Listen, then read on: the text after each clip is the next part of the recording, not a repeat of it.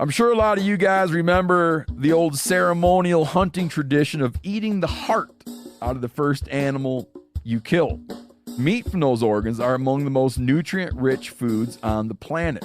You can get those same benefits your ancestors craved via convenient daily capsules from Heart and Soil. Find out more at heartandsoil.co. And remember, use code MeatEater for 10% off your purchase.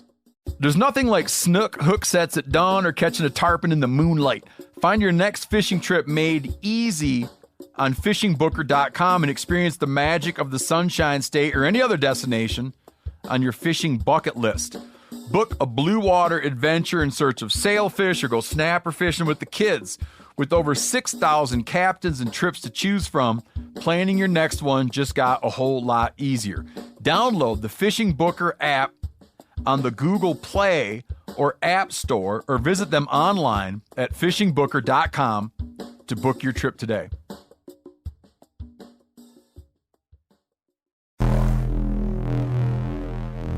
Welcome to the Wired to Hunt podcast, your home for deer hunting news, stories, and strategies. And now, your host, Mark Kenyon. Welcome to the Wired to Hunt podcast. I'm your host, Mark Kenyon, and this is episode number 327. And today in the show, we're diving deep into the story of how we found and purchased our MeatEater Back 40 farm and advice for finding your own special piece of ground. If you've ever dreamed of owning a hunting property, this one's for you.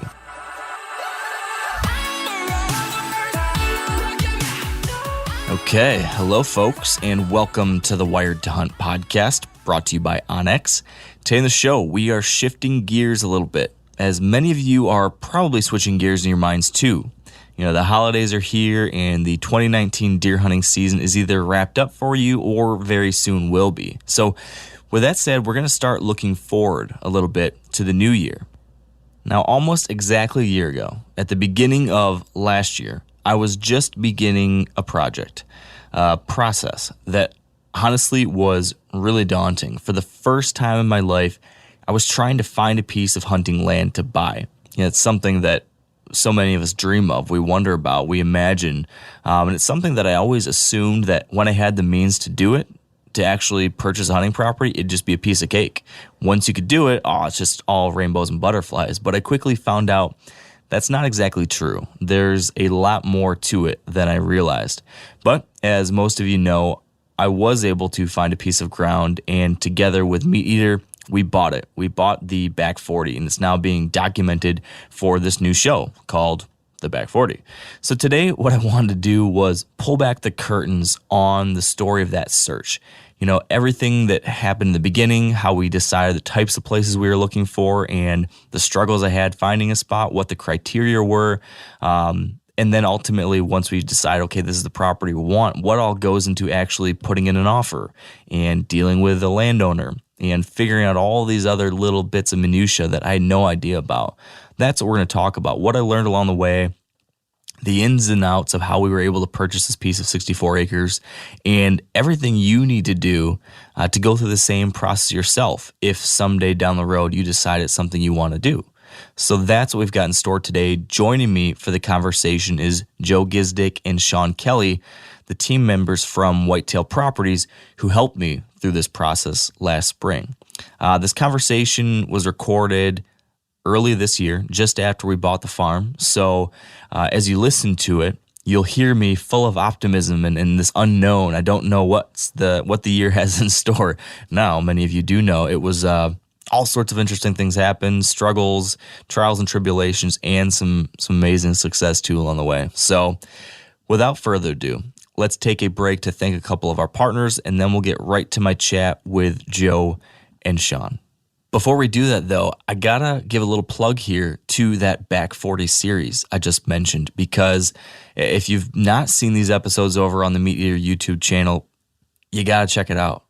They're coming along. Our project has been full of, as I mentioned, ups and downs, and I think our videos are showcasing that in a way that's pretty compelling. I might be biased, but our last two episodes of the season just came out. This showcases my ultimate success, finally trying to kill a mature buck. And then the second episode kind of recaps the recovery and some special moments that I shared with my son and my father. And it's probably my favorite work we've done to date yet. So go on over to the MeatEater YouTube channel. We've got 7 episodes out right now. Check it out.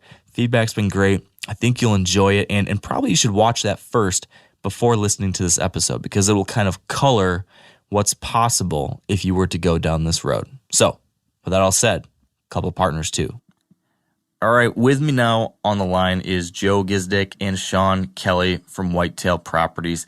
Thank you guys for taking the time to do this. Thank you. Glad to be here. My pleasure.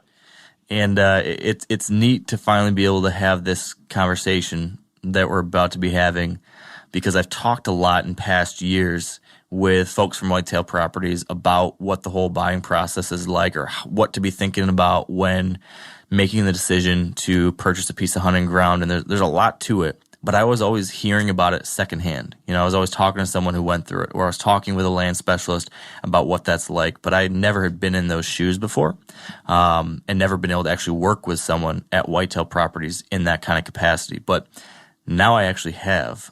So I'm looking at this thing from a whole new perspective, and I'm excited to have this different kind of conversation now. But I guess before we dive into what just has been going on over the past couple months, I do want to make sure that folks listening know, exactly what it is you guys do with Whitetail Properties. So maybe Joe, could you quickly just introduce who you are and what you do, and then Shawn, you can hop on after that. Sure can.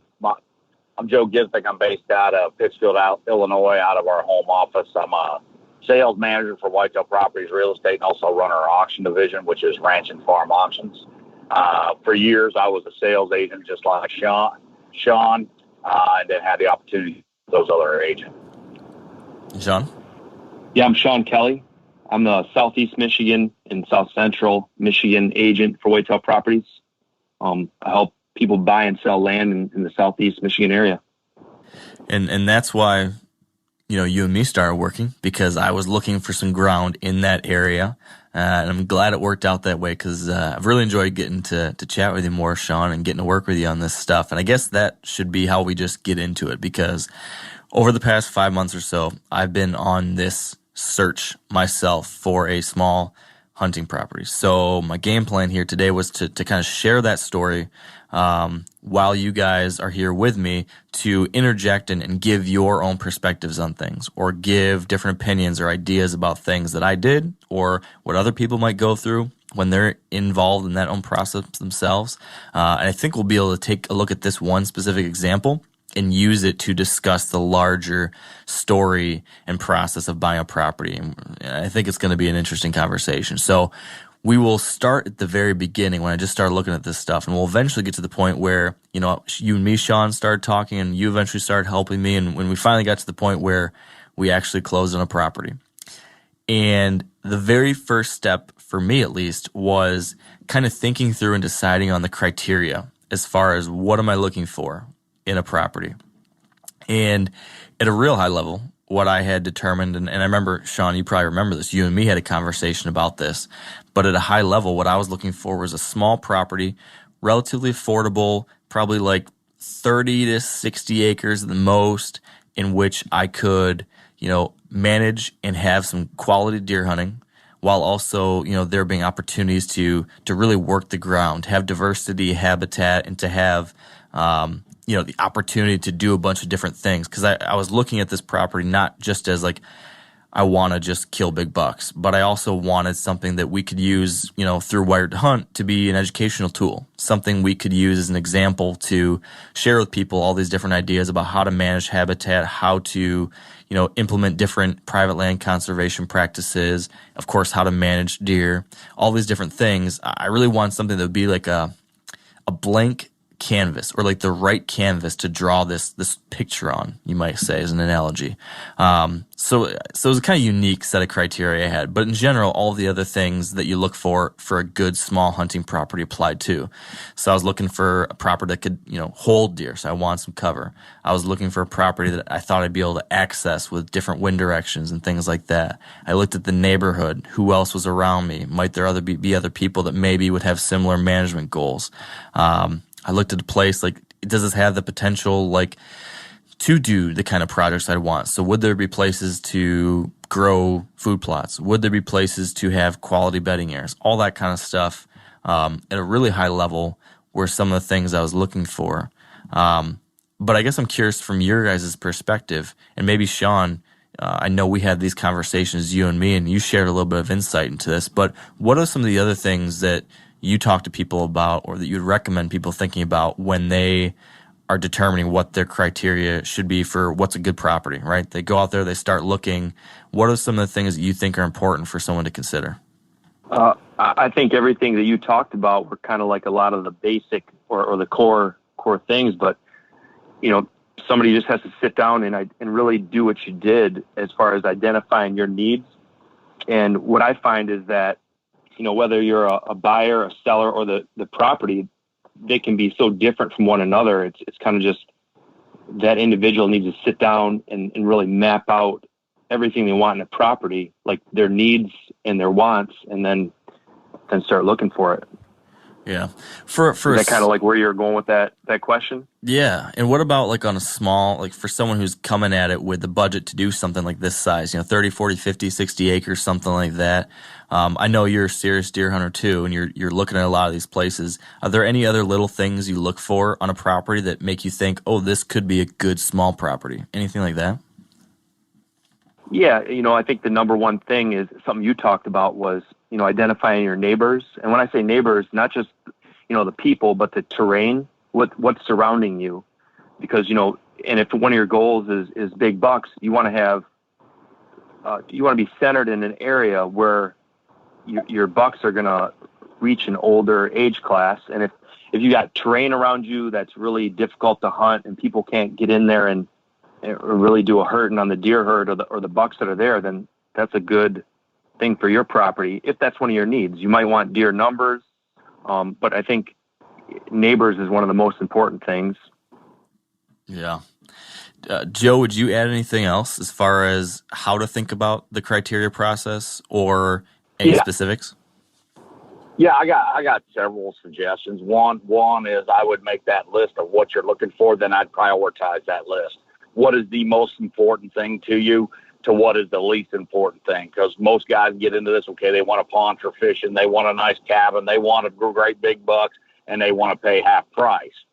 That stuff doesn't exist sometimes. So you got to make sure what your priorities are and get those in a list and make sure that that's a fluid list. I'm going to tell you, most of the time when you go to start showing farms as a land specialist, we'll take a buyer and we'll what his list was originally may be turned completely upside down by the time he settles in on a farm, because after you look at 2, 3, 4, 5, 20 farms, it doesn't matter. We'll show you as many as you want to look at until you find that piece that speaks to you and that fits your criteria.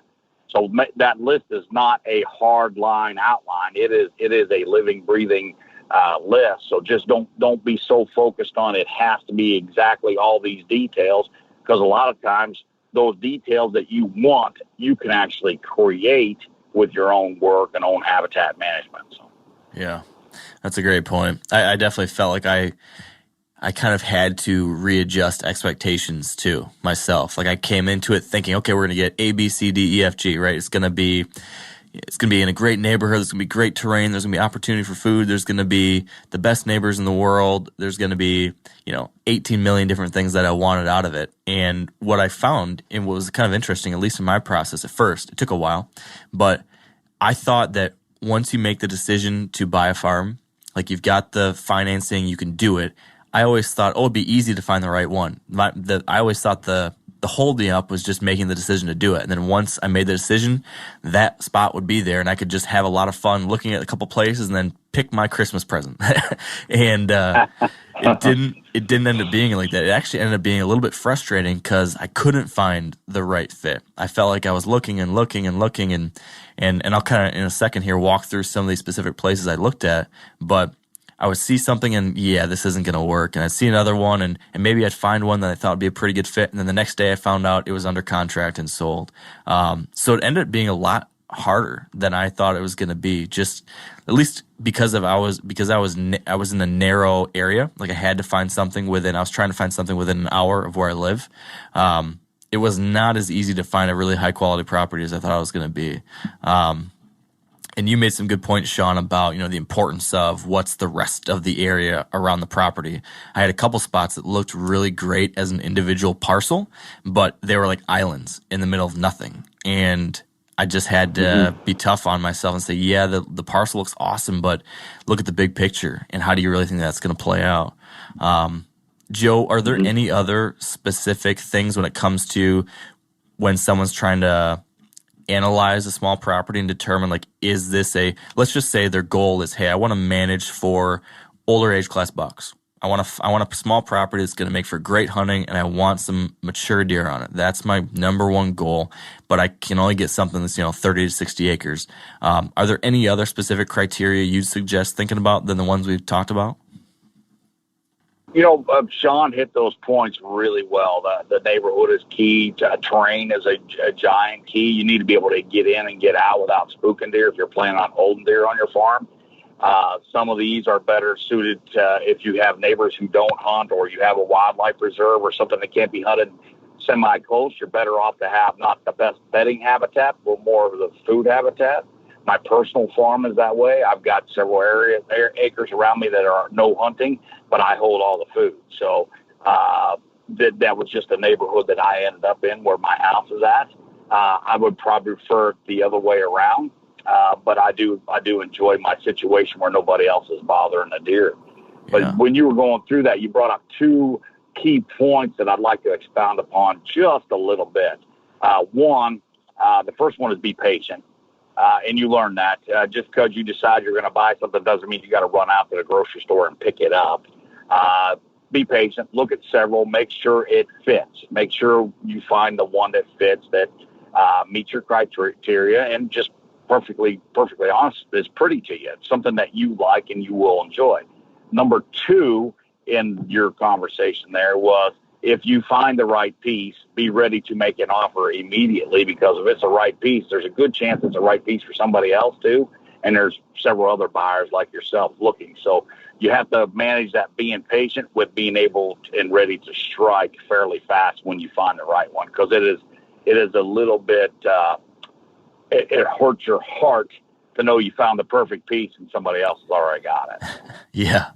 Yeah, well, Shawn, you and me had a conversation about this, because once I started searching, I started, looking at what Whitetail Properties had to offer, and I talked to you on the phone, and you mentioned you did have one parcel that was kind of within my range that might be of interest, and then I started kind of walking you through what this criteria was that I just described, and you mentioned that it's actually pretty hard to find pieces like that stay on the market very long, right? Because if there is a really good piece that hits all the, checks all the boxes, they go pretty fast, right? Is that what you've seen around here? Oh, absolutely. I mean, especially in this area, it's there's a lot of hunters looking for that perfect piece, and when they come up, they're not there very long. Yeah, that's definitely what I saw, and I think something that might illustrate some of these different criteria we were looking at and how I thought through it was the first property I went to go look at. We made the decision, like, we're going to buy a property. I pulled up the Whitetail Properties website and I started looking at stuff within the ballpark of where I'm at. And I originally thought I might be able to look into northern Indiana and northern Ohio as well as Michigan. So I start scrolling through and looking at properties on the map, and I saw a small property listed with Tim Woods down in Ohio, and I pulled it up, and right away I saw it was small, but it had lots of cover on it. It was 27 acres, so it was on the very low side of what I was looking at, but it was all like pine trees and cedars and tall grass and just gnarly thick cover, and then it connected into some bigger timber and some good looking country. So I looked at the aerial map. I kind of liked what I saw from an aerial perspective. I looked at all the pictures. I really liked the fact that it was almost all cover, but there were little openings, little grassy patches where you could put a quarter-acre, half-acre food plot, that kind of thing. There was a handful of trail camera pictures. Didn't show me much, but it was very intriguing, and it was really affordable. It was on the, because of how small it was. It definitely fit within our budget we were working with. So right away I called Tim up. I said, hey, can we go check out this property? He's like, yep, let's do it. And I went and walked it, and it was really, it was one of those things, like you said, Joe, it feels right. Like it was pretty. It felt pretty to me. I got out there and just had that, oh, wow. Like this just, it looked like what you imagine like a brushy, cedary thicket in Iowa looking like. Like I could just see a 170-inch 5-year-old buck stepping out and walking towards my stand. Yeah. And right away, like I fell in love with it. I started walking like, oh my gosh, it's so thick. But also there's these areas, there's like paths cut through where this used to be like an old Christmas tree farm, I guess, parts of it over the years. So it was all different age classes and big kind of cutouts throughout it where there were these small openings that you could do cool things with. Some was young, some was old. There's nice diversity. But, you know, you could you could hold deer. No doubt about it, you could hold deer. And I walked through it and I bumped like, I don't know, 15, 20 turkeys, and there was a shed antler on the ground, and there's big rubs, and all those little like light bulbs were blasting off in my face. Like, this is cool. And I was tempted to say right then and now, I was like, oh, let's buy it. Let's do it. But I caught myself and I was like, you know what? I feel like that's one of those common mistakes that I've heard about. Like, you fall in love with the first thing you see. Like if you go to pick up a puppy at the store and that first puppy that runs up to you and licks your shoe, usually it's really easy to say, oh my gosh, that's the one. I was worried that might happen though. So I tried to like, okay, I'm not going to make a decision today. I need to go home and like think about this, and not be emotional. Was I doing something and experiencing something that a lot of people go with, Joe? Is that a common thing, and is that a common mistake, maybe? Or was I thinking about it too much? It is, but I can tell you, if you've been through the process several times, not being your first time, if you fell in love with it off the bat, you would have made an offer right then and there. You wouldn't have waited, because I don't know whether that property sold or not, but if it feels right, a lot of times it is the right farm.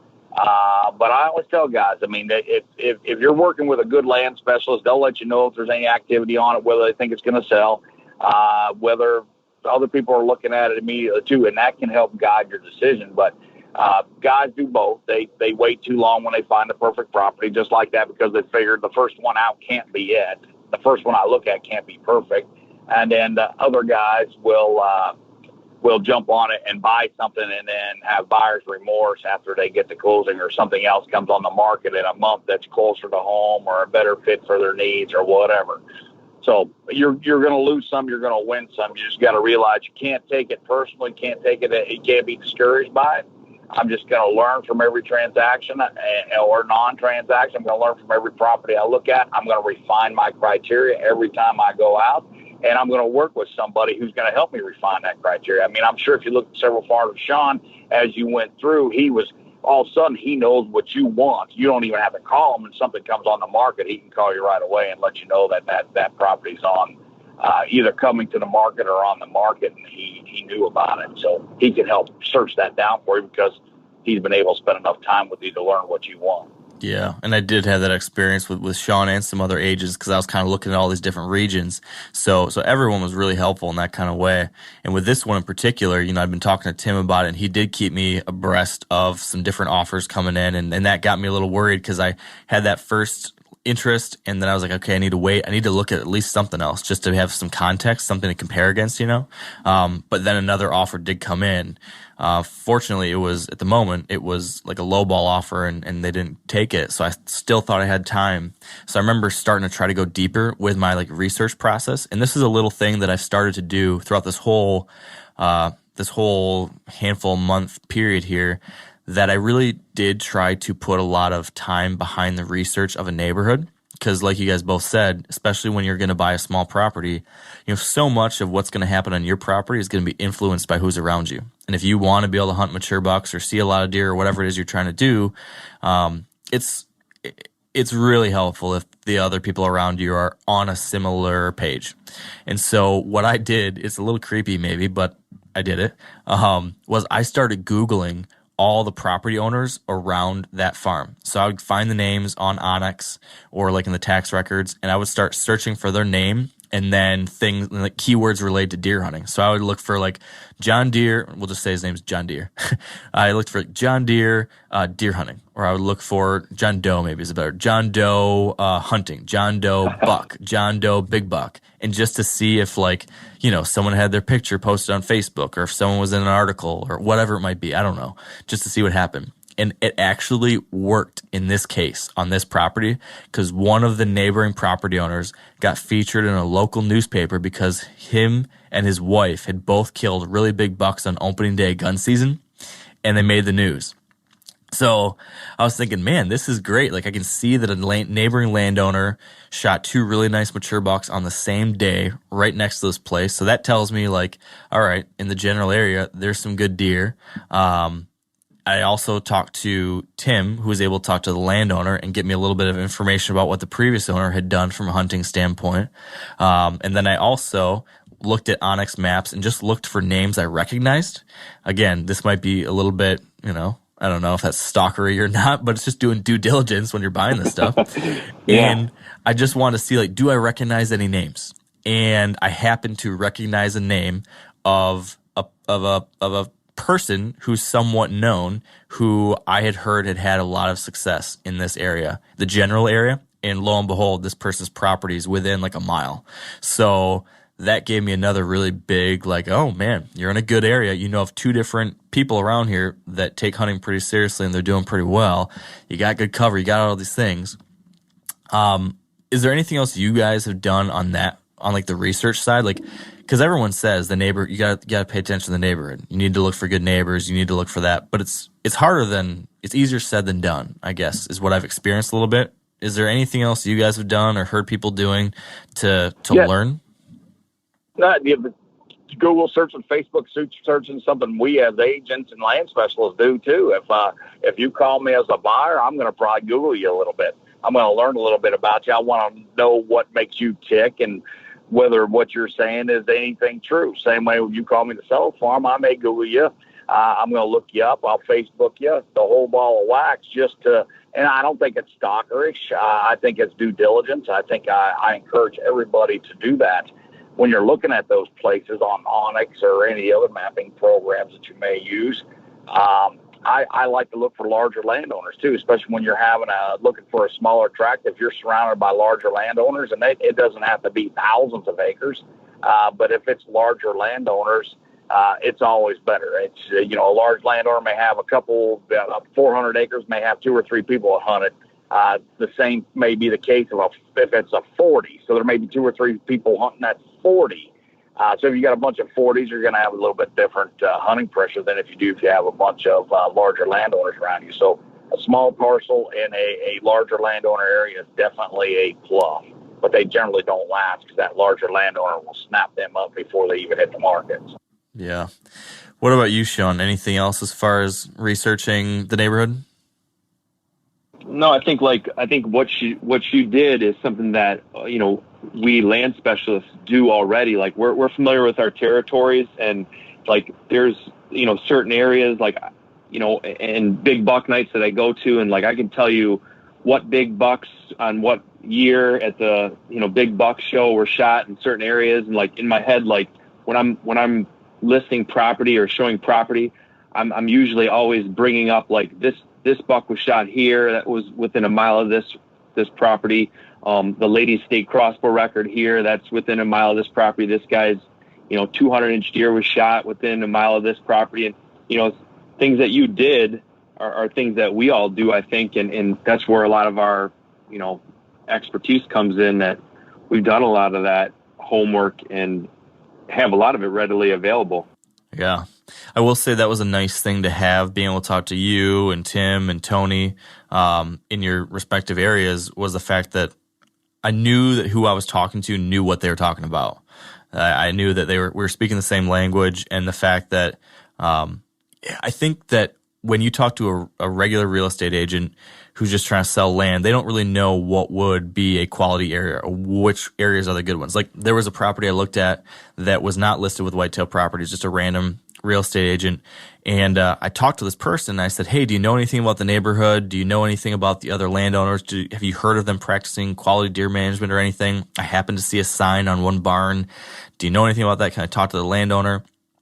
And the agent's like, oh, yeah. It's really, really good area. I've heard lots of great things about this very high quality hunting area. And she's like going on and on about that. And she's like, just last year, I think they killed like 7 doe or 7 bucks. I think they were like a 5-point. There was a 7-point. And I'm thinking to myself, oh, we're not speaking the same language. Like, you're good information though. Yeah. So I think just knowing who you're talking to and the lens they're looking at this stuff with makes a big difference. So it was nice, at least with you guys, that I knew that you would have a pulse, or your finger on the pulse of what was going on in these different regions, and that was helpful. I would add to that I would encourage somebody who's looking to buy to get engaged with a land specialist, because they can show anything that's listed. That you don't have to talk to the listing agent, because the listing agent sometimes doesn't know anything. It's their uncle's or brother's farm or somebody. I mean, a lot of listing agents really don't know much about hunting or recreational value. And you can see that in their listings. They have one aerial photo, one picture of one tree. I would engage as a buyer with a land specialist like Shawn and say, hey, here's what I'm looking for. And I looked at Jane Doe's listing over here. Can you call her? Can we go look at this? Can you tell me anything about this area? Because I promise you, a guy like Shawn knows more about that area than the listing agent 90% of the time. That's why with our corporation, we vet all these guys to a point, and Shawn will tell you the interview process is pretty rigorous. We vet all these guys because we want them to be land specialists, not just on what they are listing, but their whole territory, their whole region. We want them to know that inside and out. We want them to know where every big buck's killed, all the landowners, who the best farm tenant is, et cetera. We want them to know everything. So I would engage them. If I was a buyer, I would engage somebody I felt comfortable with, someone like Shawn, and say, here's what I'm looking for. And I found a couple of these, although they're listed with competitors. Can you find information out about them for me? Because the misconception is that you have to call the listing agent all the time, and you don't. Find an agent that you're comfortable with and use them as your buyer's agent at no additional charge to you. I mean, that's all paid out of the original commission. Most buyers don't understand that. But if you find somebody you like and trust, stay with that person. They can show you anything. Yeah, that was the biggest probably aha moment for me out of this whole process, because I didn't understand that. I thought I had to talk to whoever the listing agent was, and then I thought that if I brought in another agent, like someone else mentioned to me, hey, do you need a buyer's agent? And my initial reaction was, well, I don't know. I need to talk to like some other people, and I don't even know if we want an agent involved. Like, does that make things more complicated? Is that going to have like increased fees? So I was initially like resistant to that idea. I thought I can just find myself. I'm savvy on the internet. I'll be fine. Looking back on it now, after being now at the end of the process, I wish I had pulled in a buyer's agent like Shawn earlier than I did, because it ended up being really, really helpful. Couldn't have done it without him now in the end, looking at it. So yes, I 100% agree with that now. Not only are you getting the knowledge base, but you're also getting the benefit of knowing before anybody else. If you engage that person, say, hey, this is what I'm looking for. And it may be you're looking for 60 acres, but Shawn knows of 400 acres. The guy says, I'll sell a couple pieces off of it. Now, all of a sudden, that's something that never hits the market as a 60. It may be hit the market as a 40, but he knows that can be split off and it fits your criteria. The only way to do that is to engage with somebody you trust and believe in and build that relationship with. And once you do that, that guy will go to work for you trying to find something that fits your criteria. Yeah. Now, a lot of you guys are familiar with the old hunting tradition of eating, some organ, the heart or a chunk of liver off the first animal you kill. I had that when I was a little kid, and it was a big deal. Organ meats were always prized by frontier people who knew the importance of getting a lot of different minerals and nutrients. And as often is the case, those guys were onto something, because organs are among the most nutrient-rich foods on the planet. And you can get the same benefits your ancestors craved via convenient daily capsules from Heart and Soil, made exclusively from regeneratively raised, grass-fed, and finished cattle. Heart and Soil's unique freeze-drying process means all those important nutrients are trapped in ensuring you experience every one of the benefits of nature's superfood in a clean, convenient, taste-free capsule. Find out more at heartandsoil.co and make sure to use code MeatEater for 10% off your purchase. That's heartandsoil.co. Use the code MeatEater. You ever get that feeling you're stuck inside staring at screens and a primal urge kicks in? You crave wide open spaces, fresh air, the chance to connect with the land. Well, maybe it's time to find your own piece of the wild, but searching for property can be a maze. That's where land.com comes in. They got millions of listings across the country, from mountain ranches to hidden fishing holes. Their search tools are like a seasoned guide helping you narrow down what you want. Land.com isn't just about buying and selling. It's about finding a place to hunt, fish, explore, or simply sit by a campfire and listen to the crickets. So head over to land.com today to turn one day into today, because trust me, there's nothing quite like the feeling of standing on your own piece of earth. That brings up another challenge I dealt with, which was because of my small area that I was interested in, I looked at the different options that Whitetail Properties had, and there were a couple good options, but they didn't fit my budget. There was a couple good options that were a couple options that were within my budget, but just weren't quite fitting all the criteria I had. So I walked, I think, 4 different farms that you guys had listed, of which, there were a couple possibilities, but eventually I decided, I just don't think they're going to be the right fit. So then I was like, well, what am I going to do now?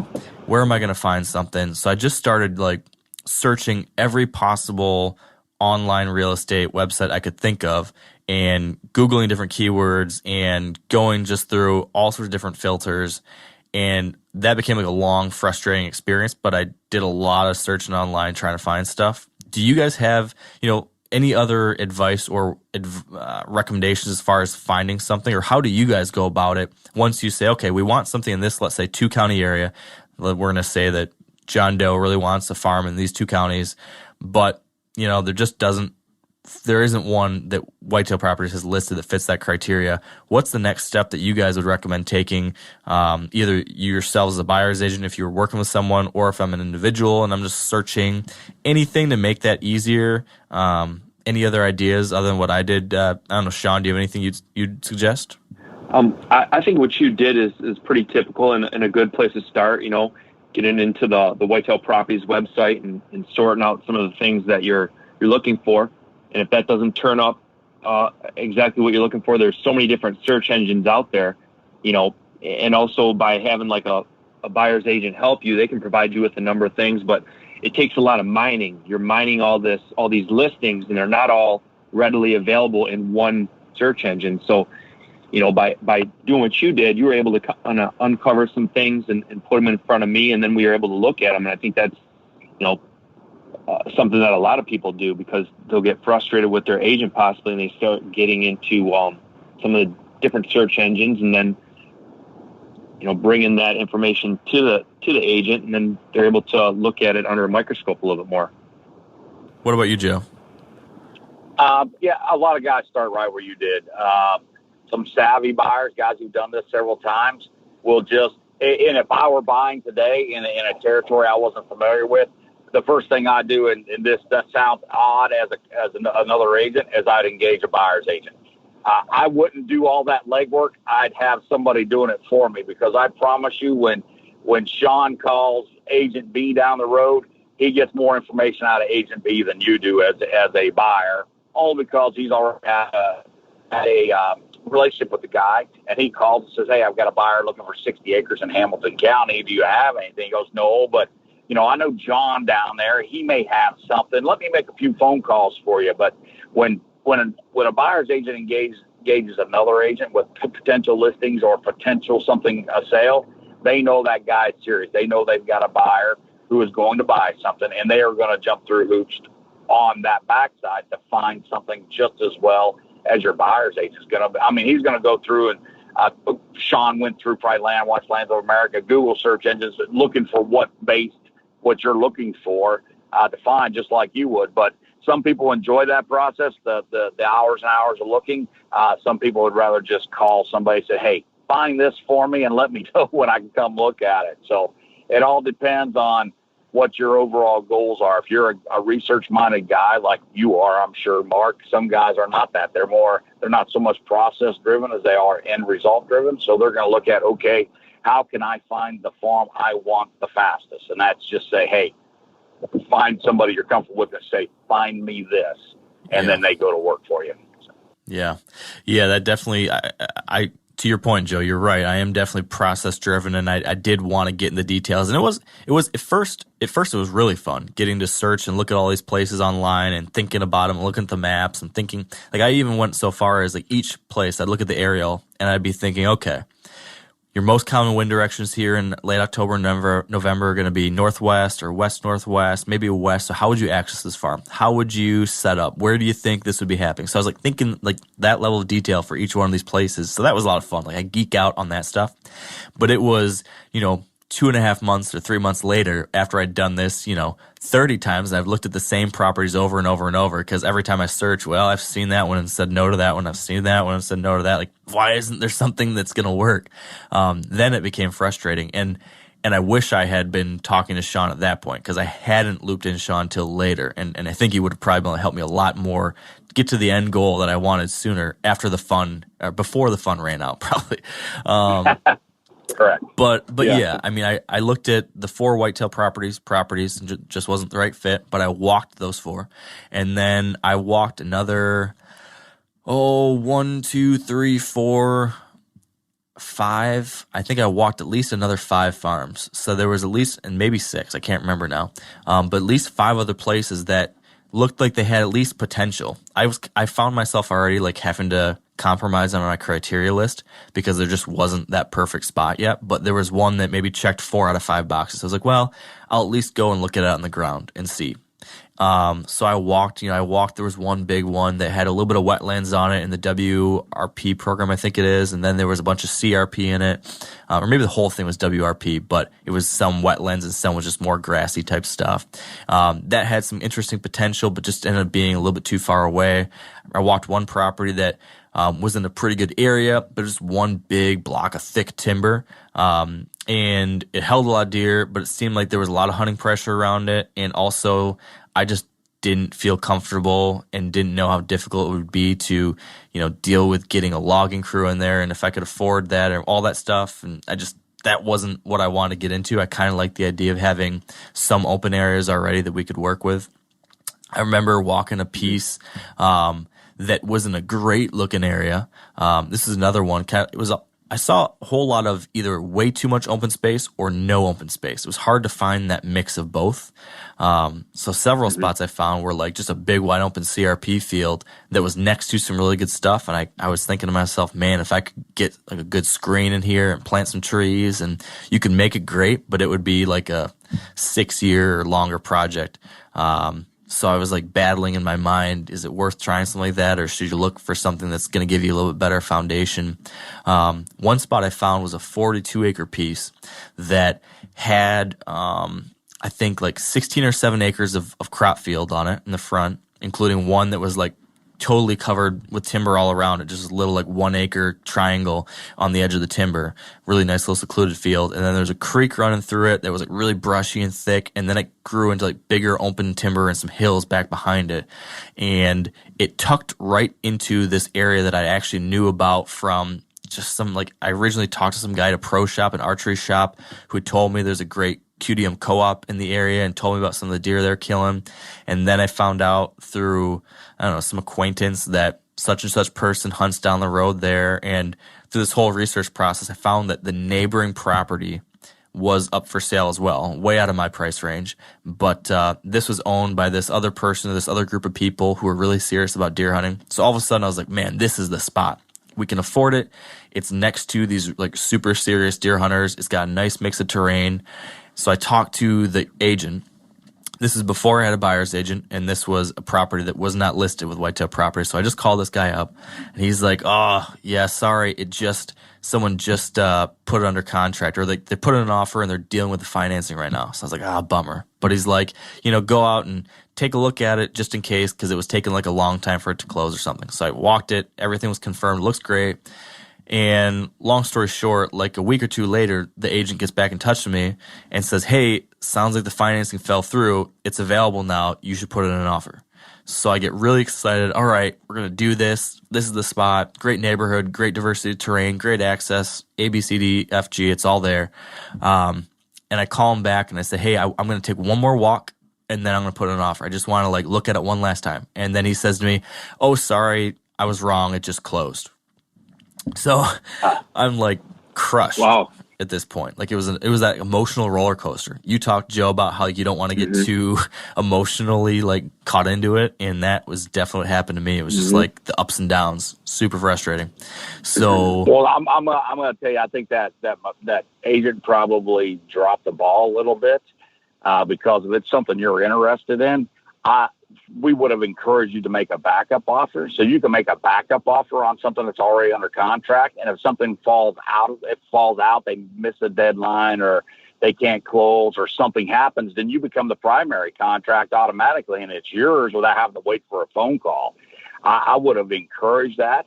And I assume Shawn would have encouraged the same thing, to throw a backup offer in there. And when a seller knows there's a backup offer, they're not always so willing to extend or look through extenuating circumstance for the primary offer. I mean, if it's taken, if it's a 30-day close and they're in the 90 days, they've had a couple extensions and the buyer seems to be goofing off and not really getting his stuff together, they may just drop that contract and take up with the secondary offer, the backup offer, and then it's yours and you're moving forward. So if you've got something that you like that's under contract, or presumably under contract, there may just be a verbal offer made on it, and they're telling you there's an offer made on it, it's under contract.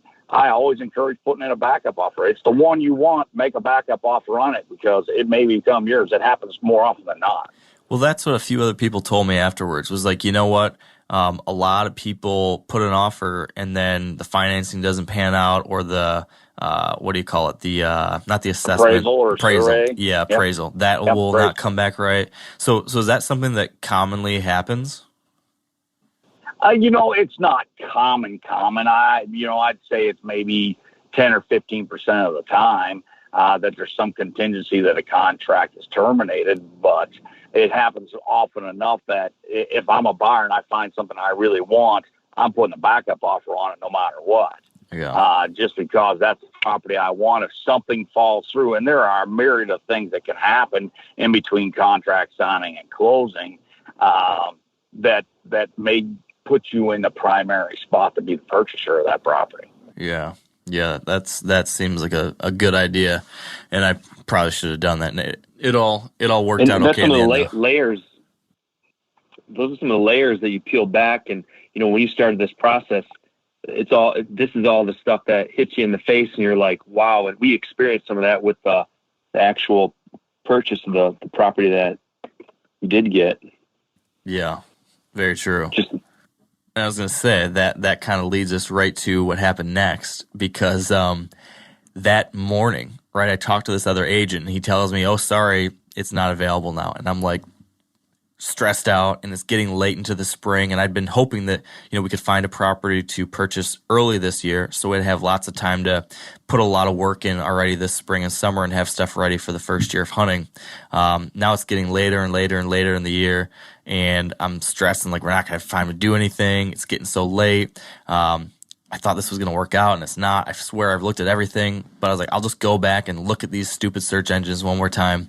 So I go back in there, and I look at all the different spots I've saved and the ones that are kind of like meh, but I put them on my list as like potential, but I never really fell in love with them. And there was one that I didn't really like all that much because just a few things about it just didn't seem to be perfect, but it was like a middle of the road. And I thought to myself, you know what? I just need to get out of the house today and look at something and get really excited about this, or maybe I'll happen to stumble across something else, or maybe this will look better in person than it does on the map. I was just kind of in a low spot. I was kind of bummed, and we're never going to find anything, so I'm just going to go out and check this spot out, and maybe I'll be pleasantly surprised.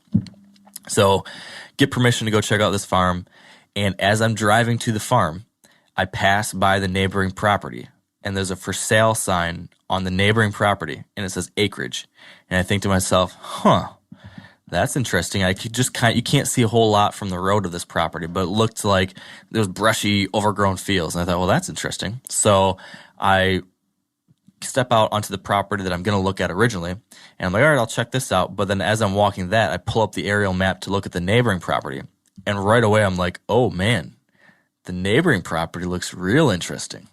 So I take a little walkabout of the original farm, and it kind of confirmed what I thought. It was basically a big CRP field with a couple little trees here and there and one little pocket of pines. And in those pines, though, I found a bunch of like really good rubs for Michigan. Like these are sizable, like 6, 7 inch, 8-inch diameter trees just tore up. And you don't see that here too often in Michigan. So that was like that's a good sign.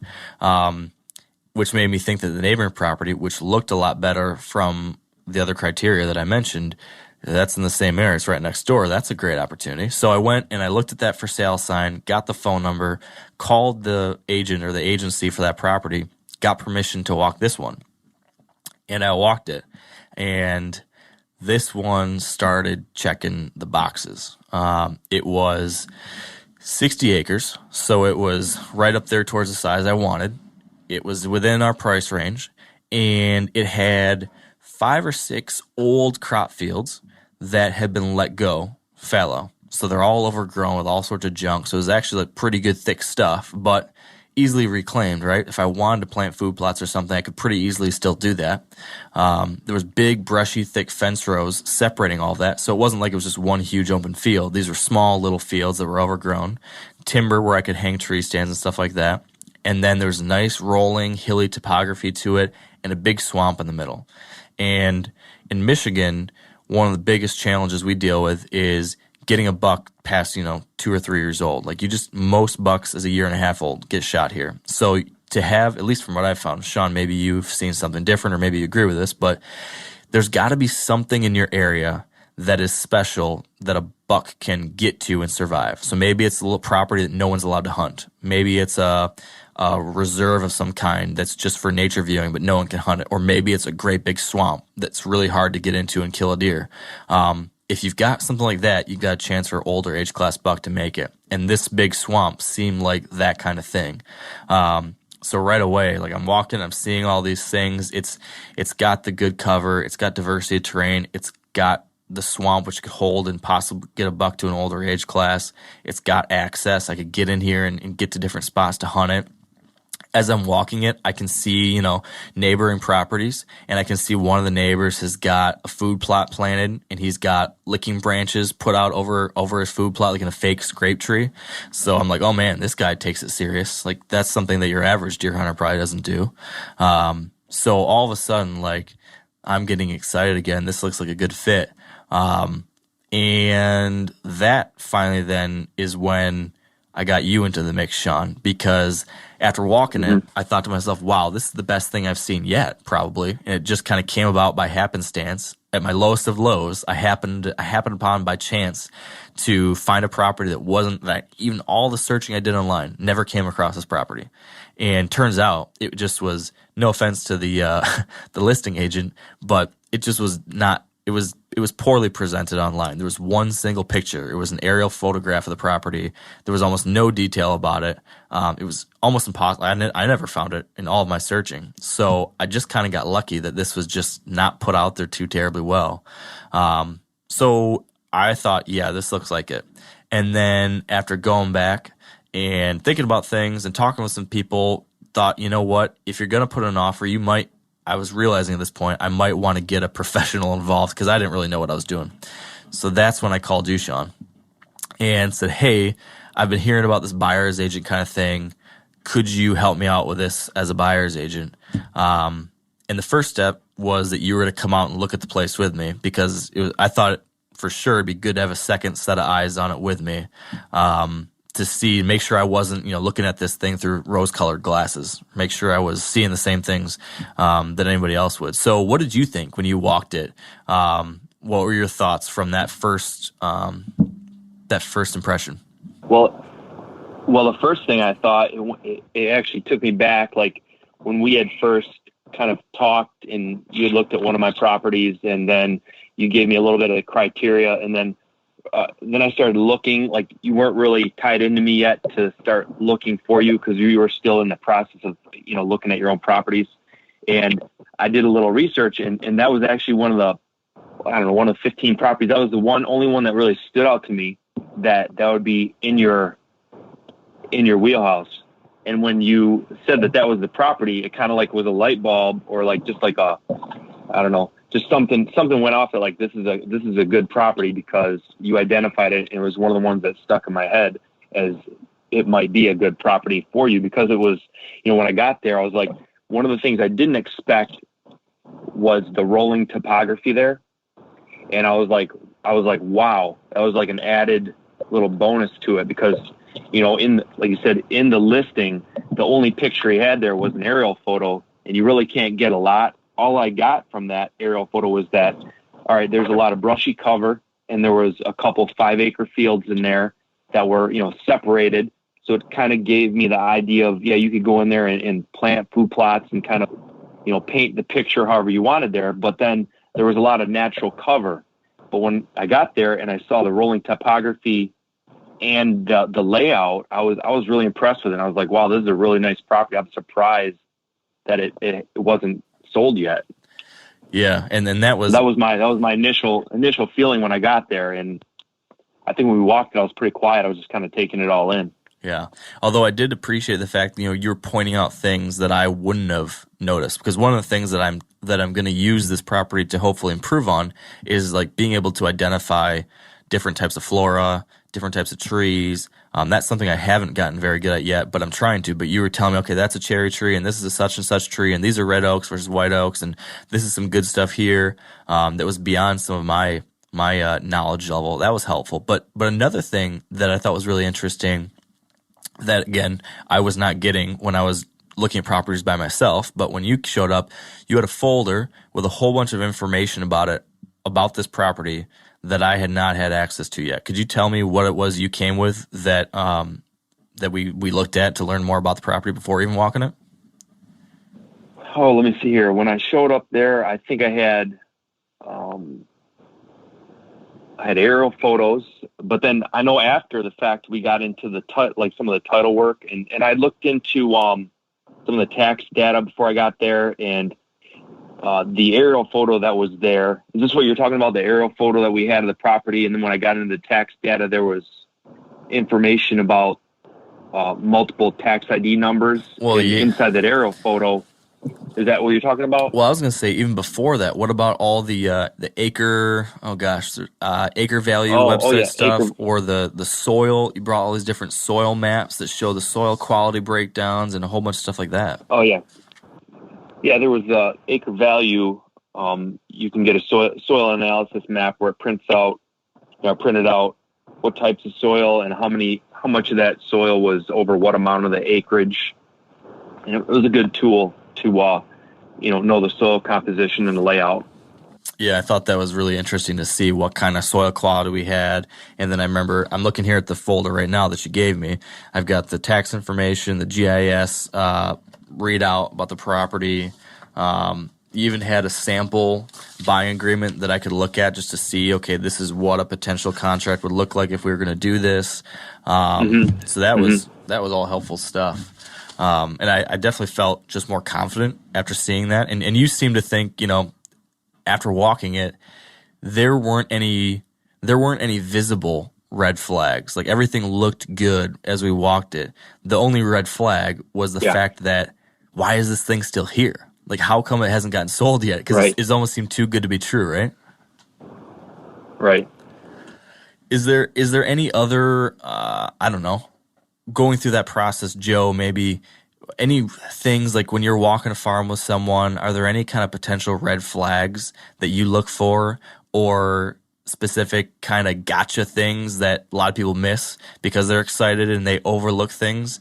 In my case, brought Shawn out, we didn't see any red flags, but was there anything that you've experienced in the past that could catch someone up, maybe? No, seeing that those fields have gone fallow, I'd want to know why those fields went fallow. Are they too small for the farmer? Was it expired CRP? Is it a permanent easement program like WRP or CREP? Because those all change the values of that ground. But calling Shawn, having him walk it with you, and he probably knew the value. He probably gave you a really good idea. It's either priced in the market or it's way overpriced, or here's what it's really worth or what it'll appraise for.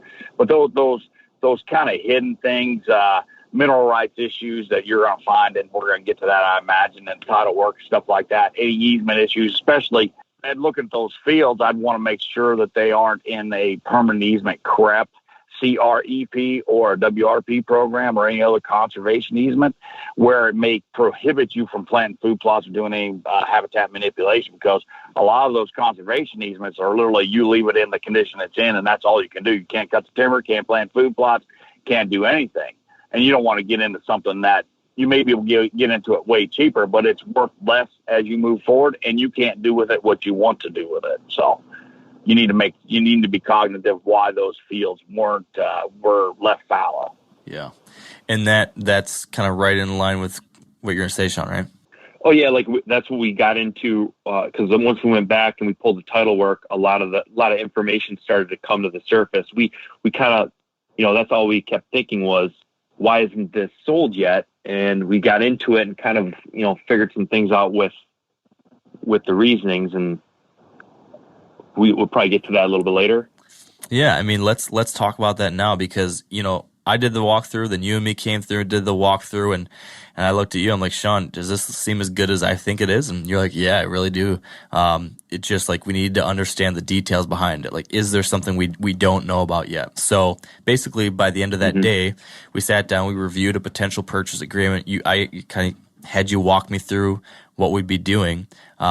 And this was something, I've never been through before. I had no idea what happens next. And that was a little intimidating, right? I'm glad I had someone to be there with me, because if I had worked originally like that first property I wanted to put an offer on before I was talking to you, if I had done this without a buyer's agent, that guy was just going to have me like fill out some paperwork online, and I was just going to go with it and just trust this guy, hope this guy, was working in my best interest. I didn't know what I was doing. I wouldn't have known all the things that you did after this would have been, I don't know what would have happened. So walk me through, if you can, what you told me once I said, hey, I want to put in an offer, but help me understand what that process looks like, and how do we make sure that like we're protected in case there is some weird thing going on that we don't know about yet. That's what I asked you, and then you explained it to me. Can you explain it to us again now? Mm-hmm. Yeah, part of the process is placing the offer. In that contract, there's different contingencies, and one of them is that they've got to provide a clean sellable title, and your title agency will go in and they kind of do some digging for you. And we had kind of identified a couple things that were odd with the original listing, because there was only the aerial photo in the outline that they were showing as the property for sale wasn't the property for sale according to the tax IDs. And we wanted to make sure that what we were buying was what we were buying. So we ended up finding out that one of the tax IDs wasn't included in the property, but there was an additional tax ID that was. So when we wrote the offer, we included the three tax IDs. So that was to make sure that we bought all the property there, not just the two. We would have ended up with less acreage than what was in the aerial photo. But then when that offer went to title, they were able to bring up some information which uncovered the potential short sale, which we needed to get approval from the bank, the seller's bank on. And yeah, before we that was kind of the biggest hurdle right there. Yeah, before we get to that, though, there was another question, too, which was about easements and stuff, right? Because there was like some funky things going through the property a little bit, and you were able to, and I think this was in the title process, but I can't remember exactly, in the offer, it was contingent that we were able to review this stuff. We could review the title work and the easements and everything. We had, I think it was 5 days or 10 days or something like that we could review it all, make sure that there wasn't something funky. Could you describe what some of those other things were, right? There was several different easements that we had to double check on, right? Yeah, there was an easement that one of the parcels was part of an old railroad bed, and just to make sure that that there wasn't any ownership in the railroad and what they could do to that. Because there's some places in Michigan where they turned the old railroads to trails. You want to make sure that you had ownership of it, and they didn't have any ownership to do anything above surface on it.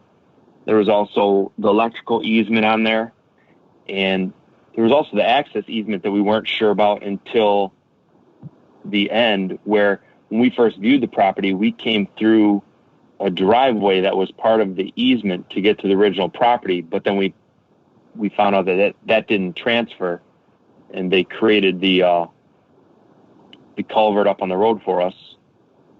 I want to say that was the 3 easement issues that we had. Yeah. Now, a lot of you guys are familiar with the old hunting tradition of eating, some organ, the heart or a chunk of liver off the first animal you kill. I had that when I was a little kid, and it was a big deal. Organ meats were always prized by frontier people who knew the importance of getting a lot of different minerals and nutrients. And as often is the case, those guys were onto something, because organs are among the most nutrient-rich foods on the planet. And you can get the same benefits your ancestors craved via convenient daily capsules from Heart and Soil, made exclusively from regeneratively raised, grass-fed, and finished cattle. Heart and Soil's unique freeze-drying process means all those important nutrients are trapped in, ensuring you experience every one of the benefits of nature's superfood in a clean, convenient, taste-free capsule. Find out more at heartandsoil.co. And make sure to use code MeatEater for 10% off your purchase. That's heartandsoil.co. Use the code MeatEater. You ever get that feeling you're stuck inside staring at screens and a primal urge kicks in? You crave wide open spaces, fresh air, the chance to connect with the land? Well, maybe it's time to find your own piece of the wild, but searching for property can be a maze. That's where Land.com comes in. They got millions of listings across the country, from mountain ranches to hidden fishing holes. Their search tools are like a seasoned guide helping you narrow down what you want. Land.com isn't just about buying and selling. It's about finding a place to hunt, fish, explore, or simply sit by a campfire and listen to the crickets. So head over to Land.com today to turn one day into today, because trust me, there's nothing quite like the feeling of standing on your own piece of earth.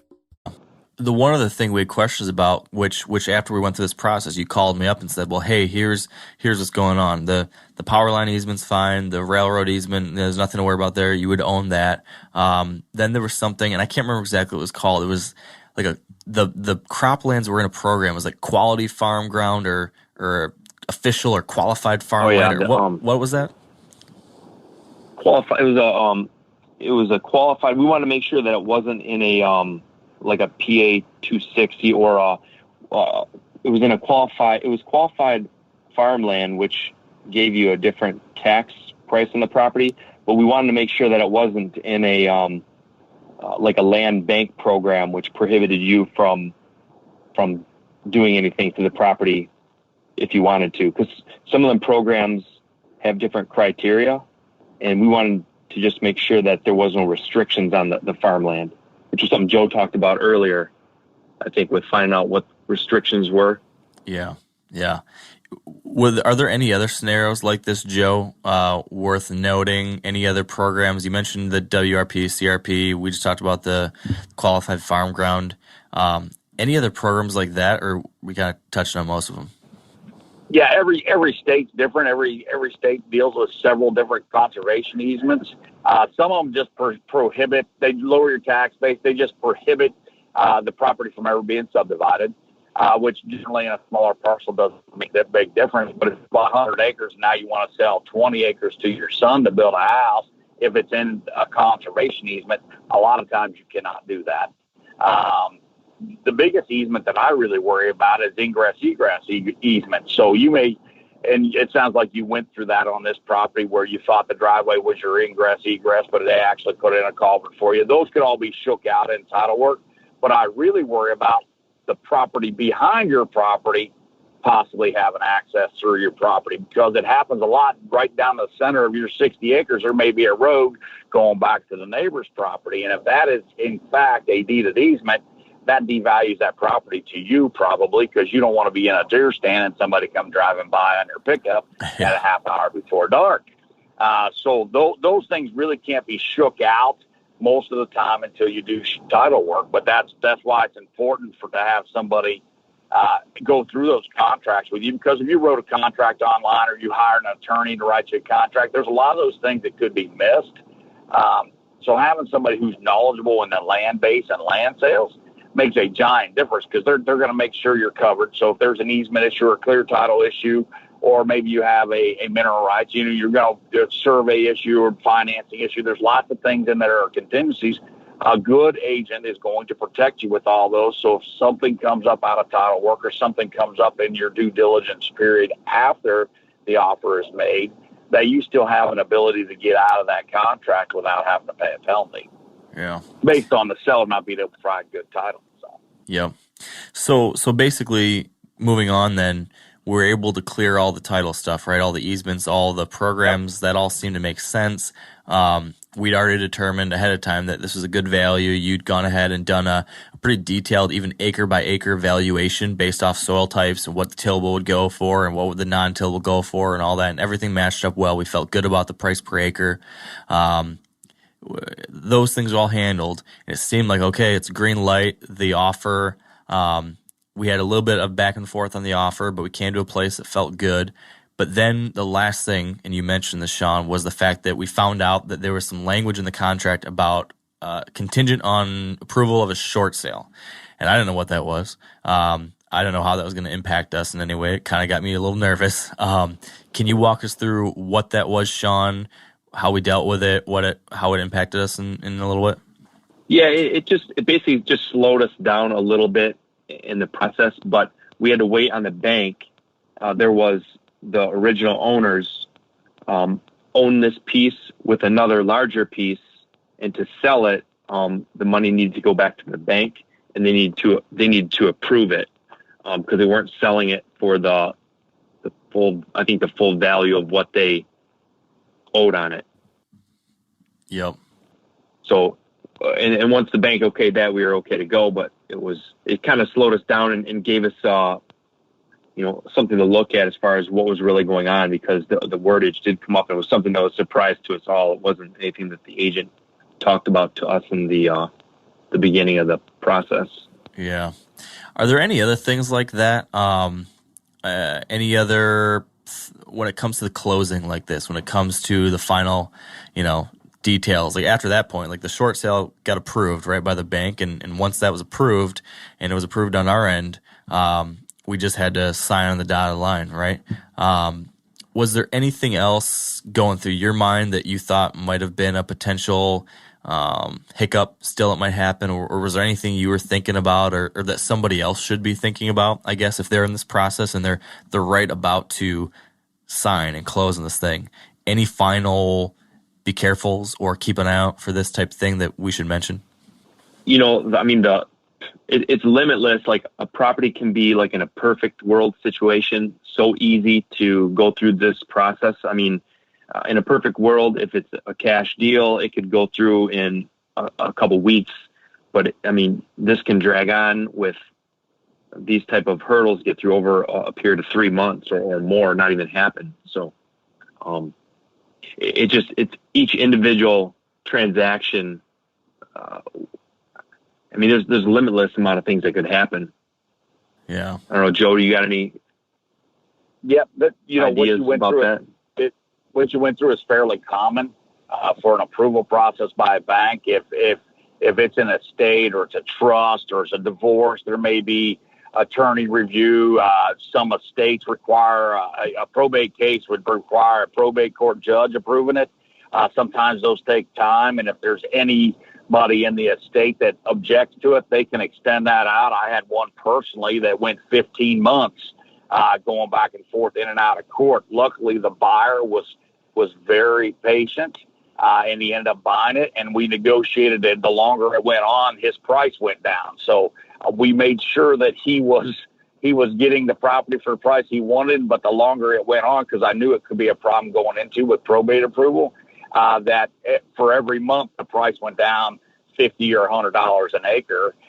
So it motivated the estate themselves that, hey, we need to get this wrapped up, because literally one of the members of the estate was dragging their feet and would not show up in court and extend court and all that. That's why it took 15 months. But it literally saved the buyer several $1,000s in the end, because we put those limits on there. And I probably, if we wouldn't have had that decreasing amount, we probably would still be in probate court process waiting for that thing to get done. But we see it a lot with estates. Like I said, there may be an estate attorney needs to approve short sales, like a bank approval, especially if you're taking like 60 acres out of a 400-acre tract. That will have to be approved by the bank, because I have to give you a lien release on that for that 60 acres, because they can't pay off the entire lien. They're taking part of it to pay off part of it. So there's lots of things like that. So just be patient and see what's happening as you go through title work and hear about these things. You'll learn about these things afterwards, after you put a offer to purchase in, because a lot of times they don't get flushed out until that point. Yeah, that was another big aha for me. I was very naive. I thought that, okay, we'll put an offer, and 6 days from now I'll be able to go out there and we own it, and that was not the case. Yep. And we were lucky that most of the stuff going on for us was pretty easy. Like, it probably could have been, like you mentioned, Shawn. Some people it takes months and months. So we were lucky. It was just handful of week process. But yeah, the ending was a happy ending. We were able to close, and everything looked good, and we now own this. I think it's just about 64 acres. I think is the official total of it, and it is a super cool little piece with lots of potential. And we even got a picture from the previous owner, shared a picture with you, Shawn, of a really nice buck that was shot on a neighboring property, which is another really nice confidence booster. So I feel like this farm has got tons of potential from a deer hunting standpoint, a lot of other cool projects we can do to help other wildlife, and have a lot of fun out there too. So I'm very excited. I'm very thankful for all your help, Shawn, through this process. And I guess before we wrap it up, though, I want to make sure that there's not anything else that we've left off the table here as far as, I don't know, is there anything else, Joe or Shawn, thinking in your head right now? If someone's listening to this and they want to buy a farm and they've been listening to understand, hear my example and hopefully apply that to their future purchase decision and process, have we missed anything? We've left any important pieces of the puzzle out that you really want to make sure that we leave someone with? Anything for you, Joe, that jumps out right away? No, I'm just going to reiterate the fact that I would call several agents and interview them, talk to them, look at properties with them, and find somebody I feel comfortable with, and I would engage with them, because they will save you money and they will save you a bunch of headaches down the road. This is what they do every day. This is not a once in a lifetime transaction, which is a lot. I mean, most guys make one big purchase in their life of land, and that's it. Some will make several, but engage in somebody who knows that business to protect you. I mean, you wouldn't try to perform surgery yourself. Don't try to do real estate yourself. Although most of the time you get out of it all right.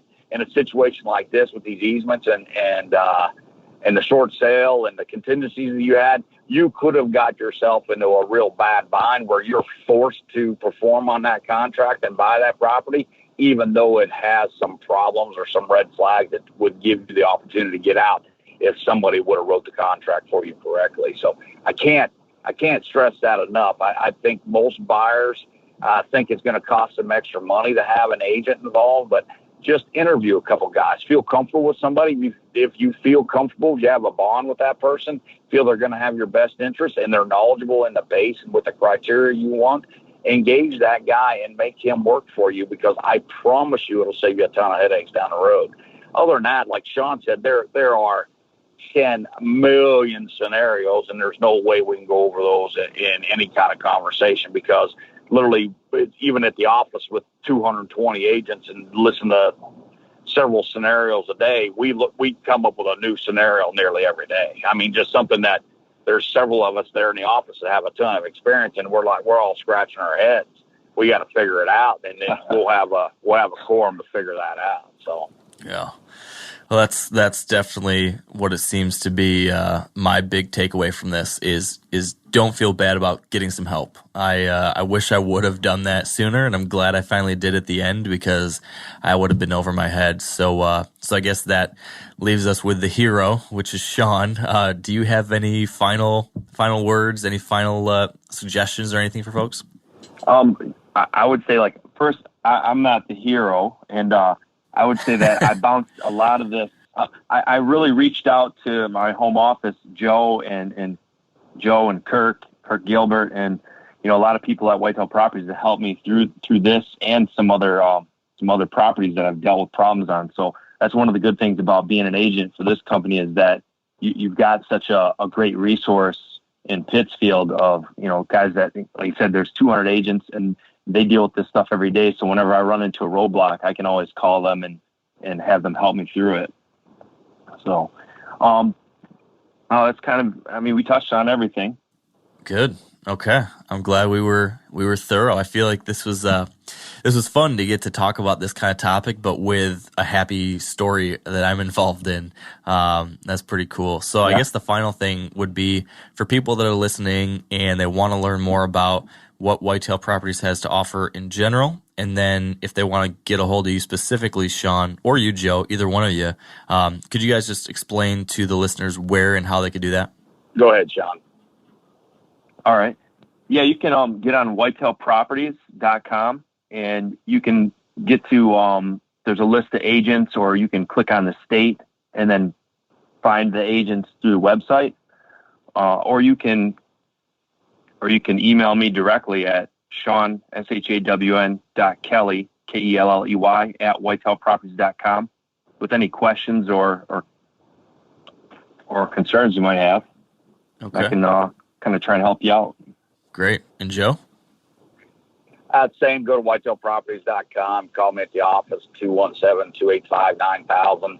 My personal cell's listed on there. It's 217-299-0332.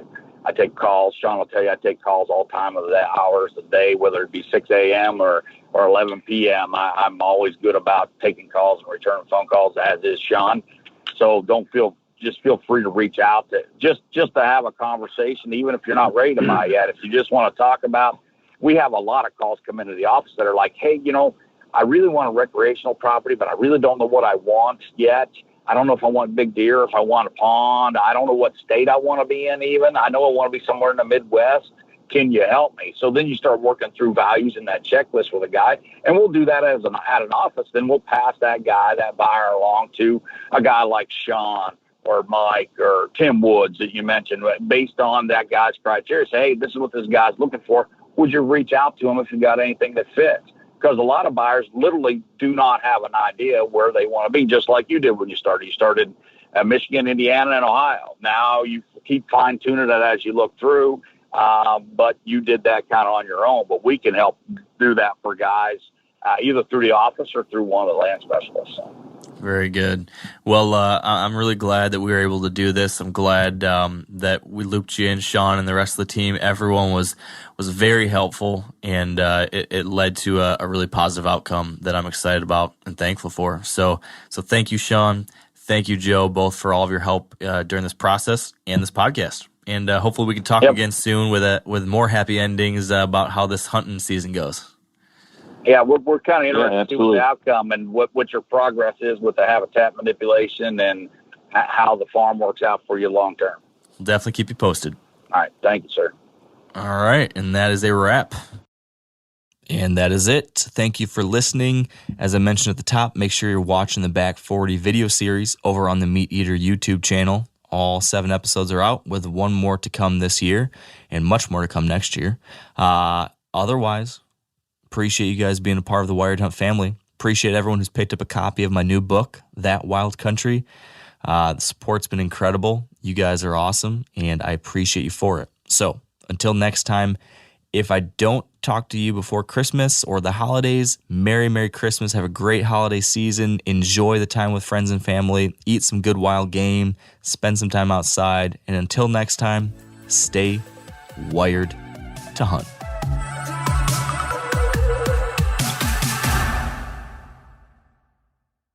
I'm sure a lot of you guys remember the old ceremonial hunting tradition of eating the heart out of the first animal you kill. Meat from those organs are among the most nutrient-rich foods on the planet. You can get those same benefits your ancestors craved via convenient daily capsules from Heart and Soil. Find out more at heartandsoil.co. And remember, use code MeatEater for 10% off your purchase. Hey guys, turkey season is in full swing right now, and if you are planning on getting after it, make sure to pick up some MeatEater Phelps turkey calls to stuff into the old turkey vest or into your fanny pack right now. I carry a few different things. I like to use mouth calls, and I like to use pot calls. Mouth calls or diaphragms, I like them because it gives you hand-free calling, meaning when you're working a bird up close, you can have your gun on your knee, finger on the trigger, ready to roll, and still be making turkey sounds. I like pot calls because I just like pot calls. I enjoy calling with a pot call. Whatever direction you go, including a box call, which I don't personally use too much, but they're fun and great, and I started out with them. Yanni, on the other hand, one of my main turkey hunting buddies, he loves box calls. And what's funny is I'll now and then look to him and give him the look that means get out your box call and find us a turkey. So it's not that I don't like them. I just have Yanni use his. Then I don't have to carry it. Go to Phelps Game Calls. Get calls that are made in the USA and get calls that'll get them close. Find yours at phelpsgamecalls.com today.